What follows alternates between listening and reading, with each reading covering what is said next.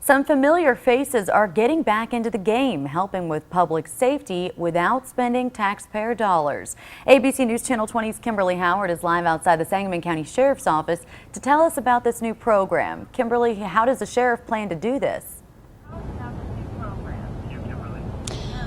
Liz, so far the sheriff's office has appointed 10 men. They are all big shots, if you will, in the local law enforcement community, and they're all retired.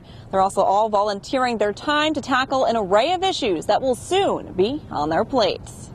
Now, these gentlemen standing directly behind me represent hundreds of years of public service, and they're a treasure of knowledge and experience, which Sangamon County hopes to put to work, even though most of these men are retired. And I'm really proud to have the chance to do this, and most of all, I don't want to be paid for it. I just want to give back to the community. These are members of the newly formed Statesmen of Law Enforcement. They're former police chiefs, U.S. Marshals, a brigadier general, and many more. They all worked in law enforcement before 9/11. Under Sheriff Jack Campbell says that event changed communication between law enforcement and the public, and it's the pros and cons of this change that these men are ready to address. So I think as they saw this throughout their careers, they're going to be able to sit down and explain how it was prior to 9/11 and how they see it going forward now. The panel is also expected to go forward with issues like officer morale, law enforcement visibility in rural areas, and the distracted driving law signed by Governor Quinn last week. The law excludes deputies from having to hang up and drive. Is it something that the deputies should go ahead and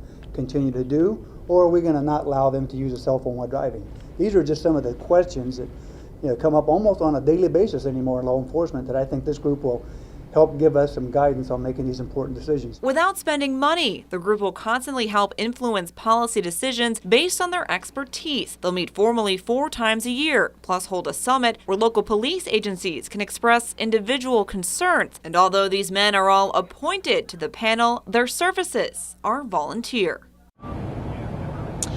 Sheriff Neil Williamson, who's retiring in 2014, says he's eager to join the group once he hangs up his badge. The group is also open to any new members who want to join. They just have to have experience with making policy decisions within law enforcement in order to apply. Live in Springfield, Kimberly Howard, ABC News Channel 20. Thanks, Kimberly. We reached out to Wes Barr, who was running against Under Sheriff Jack Campbell for sheriff in 2014. Barr says the idea of this committee has been tossed around quite a bit, and he's pleased to see it finally become reality.